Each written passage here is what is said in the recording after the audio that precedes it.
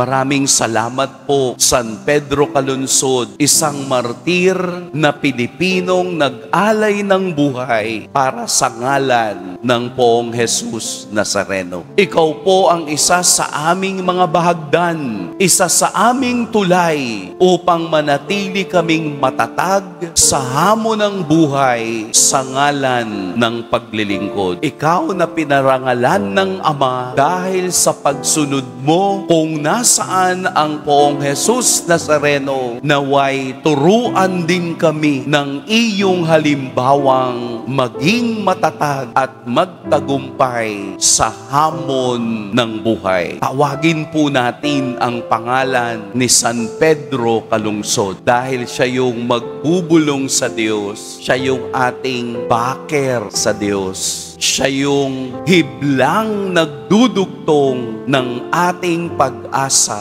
na mapakinggan ng Diyos ang ating mga dasal, panalangin, adhika, pangarap para sa pamilya. Mag-ingat po kayo ngayong araw. Pagpalain tayo ng Poong May Kapal.